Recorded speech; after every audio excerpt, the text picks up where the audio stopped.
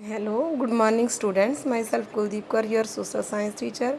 Yes, beta, in previous class we learnt about living in a quiet world. Today we will continue next topic, living in a dark world.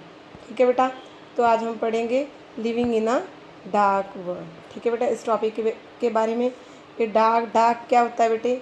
Dark होता है हनेरा, कि हनेरे की दुनिया में रहना. ठीक है बेटे, हनेरा के लोगों को लगता है जैसे क्वाइट पढ़ा था ना हमने, क्वाइट के लोगों को लगता है कि शांति है आसपास बिल्कुल, जिनको सुनाई नहीं देता, जो डेफ पीपल होते हैं, हियरिंग एम्पेयर्ड होते हैं. ऐसे बेटे जो डार्कनेस है वो किसको दिखती है हर टाइम. पूरा वर्ड डार्क किसे दिखता है, किसे लगता है कि डार्क वर्ड है, तो वो बेटा ब्लाइंड पीपल को, जिनको दिखाई नहीं देता, जो विजुअली इम्पेयर्ड है, उन लोगों को पूरी दुनिया, पूरा वर्ल्ड डार्क दिखाई देता है. ठीक है बेटे, उनको तो ऐसे ही लगता है कि डार्क है, जब उनको दिखाई तो देता ही नहीं, तो उनको महसूस होता है कि पूरा वर्ल्ड डार्क है, वो डार्क दुनिया में रह रहे हैं. ठीक है बेटा, तो क्या बेटे, द विजुअली इम्पेयर्ड को हम क्या बोलते हैं बेटा, ब्लाइंड पीपल. जैसे हियरिंग इम्पेयर्ड को हम क्या बोलते हैं, डेफ पीपल. विजुअली इम्पेयर्ड को वैसे ही हम क्या बोलते हैं, ब्लाइंड पीपल.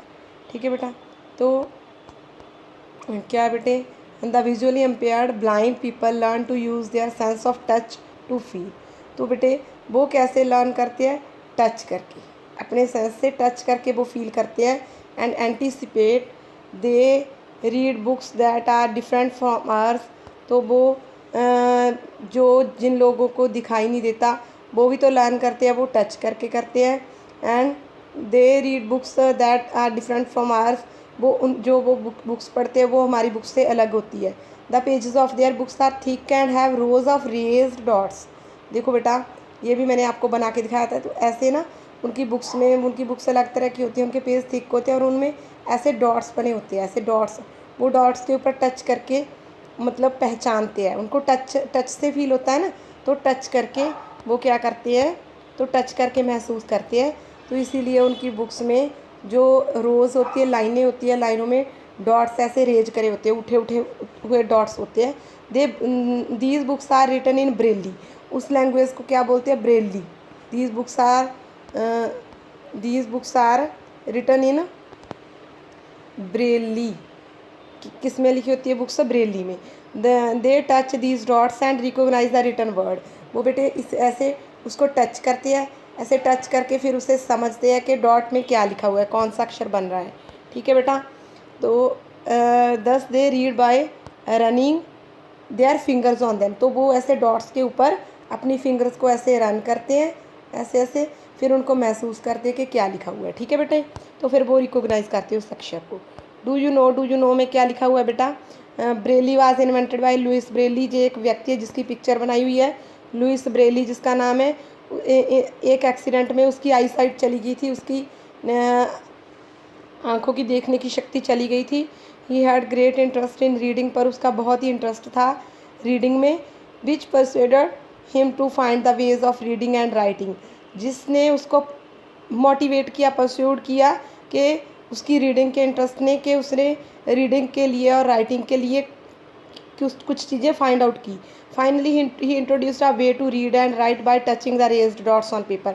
तो फाइनली उसने रेज्ड डॉट्स से पेपर में टच करके उसको पढ़ना और उसको सीखने का ढंग था जो वो ढूंढ लिया. This script was named Braille in his honour.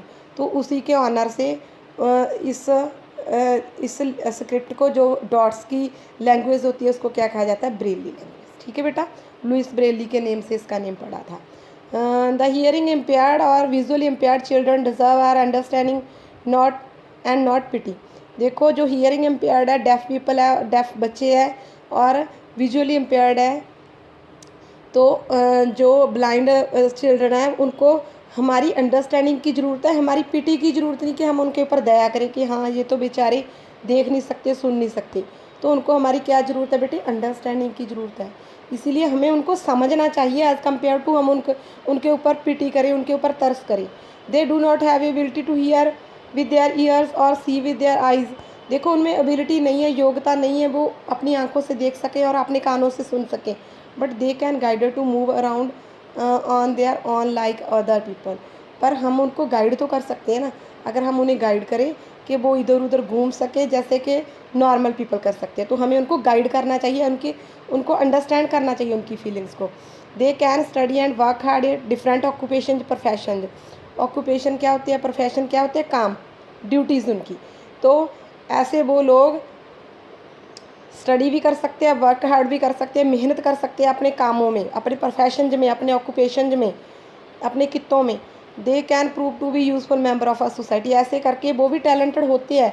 अगर हम उनको अच्छी फैसिलिटीज़ दें, अगर हम उनको गाइड करें, तो वो लोग भी अपनी सोसाइटी के एक अच्छे यूज़फुल मेंबर बन के प्रूव हो सकते हैं। If they are given proper facilities, देखो नेक्स्ट आ ही गया कि हम अगर उनको अच्छी फैसिलिटीज़ देते हैं, अपॉर्चुनिटीज़ देते हैं, उनको मौके देते हैं किसी चीज़ में पार्टिसिपेट करने के, और हम उनको गाइड करते हैं, we must give them respect, तो ऐसे हम उनको हमें तो फिर वो अच्छे मेंबर बन सकते हैं। We must give them respect, हमें उनको रेस्पेक्ट देनी चाहिए। Never be afraid to ask if they need any help, अगर उनको किसी चीज़ की ज़रूरत हो तब तो हमें उनको उनकी बेझिझक हमें किसी चीज़ से डरना नहीं चाहिए, तो हमें उनकी हेल्प करनी चाहिए। How to develop sensitivity towards others. Next कि कैसे हम दूसरों के लिए, जो चैप्टर था ना सेंसिटिविटी का था बेटी, संवेदनशीलता का, तो दूसरों के लिए हमारे मन में सेंसिटिविटी, संवेदनशीलता, हम कैसे उनकी भावनाओं को समझ सकते हैं, कैसे हमारे में डेवलप हो सकती है सेंसिटिविटी दूसरों के लिए, तो उसके बारे में हम पढ़ते हैं। फर्स्ट, रिस्पेक्ट द एल्डर्स, बड़ों की रिस्पेक्ट करनी चाहिए। Do not make unkind remarks about anyone physical appearance like children wearing braces, special shoes, spectacles etcetera. तो हमें किसी के ऊपर अनकाइंड रिमार्क मीन्स किसी के ऊपर हमें किसी के ऊपर व्यंग नहीं कसना चाहिए, किसी को गलत रिमार्क नहीं करना चाहिए, ठीक है। अगर उसका फिजिकल अपीयरेंस, वो देखने में उसको कोई प्रॉब्लम है, जैसे ब्रेसेस पहनी हुई है या स्पेशल शूज़ पहने हैं, किसी बच्चे का पैर नहीं काम कर रहा तो उसने स्पेशल शूज़ पहना हुआ है, और स्पेक्टेकल्स, ऐसे बच्चों ने ऐनक लगाई हुई है, उसकी आई साइट कम है, तो हमें उनका मजाक नहीं उड़ाना चाहिए, उनके ऊपर ऐसा कोई रिमार्क नहीं करना चाहिए unkind. Do not make negative remark about any one's religion, हमें किसी के रिलीजन को लेके, किसी के धर्म को लेके, किसी की कास्ट और किसी की लैंग्वेज, किसी के रहन सहन को लेके कोई भी नेगेटिव रिमार्क नहीं देना चाहिए। Talk politely to younger children, छोटे बच्चों के साथ, इवन बड़ों के साथ भी हमें पोलाइटली बात करनी चाहिए, प्यार से, एंड ओल्डर पीपल के साथ भी, and everyone specially to servants, even जो सर्वेंट क्या होते हैं, नौकर, हमें अपने नौकरों के साथ भी अच्छा व्यवहार करना चाहिए। ऐसा नहीं कि वो नौकर है, वो हमारे लिए काम करते हैं, तो हमारे मन में उनके लिए भी सेंसिटिविटी होनी चाहिए, तो हमें उनसे भी पोलाइटली बात करनी चाहिए। Next, try to participate in different activities, हमें डिफरेंट एक्टिविटीज़ में पार्टिसिपेट करना चाहिए। जैसे हमने पढ़ा था कि participation is more important than winning, participate करना किसी भी एक्टिविटी में ज़्यादा इम्पॉर्टेंट है एज़ कम्पेयर टू विनिंग। जीतना ज़रूरी नहीं है, किसी एक्टिविटी में पार्टिसिपेट करना ज़रूरी है, इसलिए आप लोगों को भी सभी एक्टिविटीज़ में, गेम्स में, स्टडी में, को करिकुलर एक्टिविटीज़ में, पेंटिंग में, ऐसी एक्टिविटीज़ में बेटे पार्टिसिपेट करना चाहिए। Okay. Have sympathy for the poor and दो सफरिंग फ्रॉम एनी डिजीज़, जो लोग पुअर है, जो लोग किसी डिजीज़ से दुखी है, तो उनके लिए हमारे मन में सिंपैथी होनी चाहिए, हमें उनकी सिंपैथी से हेल्प करनी चाहिए। Share the house hold chores, house hold chores क्या होते हैं बेटे, घर के कामकाज, तो घर के कामों को अपनी फैमिली मेम्बर्स के साथ शेयर करना चाहिए।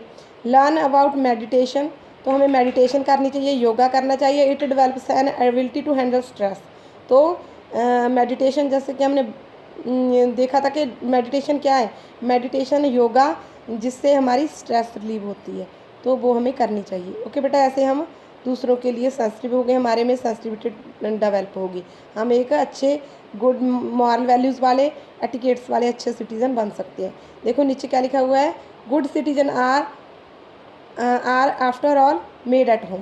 देखो गुड सिटीजन कोई कहाँ से बनता है, अपने होम में, क्यों, क्योंकि बच्चे वहाँ से सीखते हैं और वहाँ से उसमें ऐसी चीज़ें डेवलप होती है। ठीक है बेटा, ये था बेटे हमारा चैप्टर जो ख़त्म हो गया, सेकंड चैप्टर। अब बेटे हम नेक्स्ट कल बुक वर्क करेंगे। ओके बेटा, तो आपने ये चीज़ करनी है। ओके बेटा, ये पढ़ना है। ओके ओके बेटा, बाय, थैंक यू।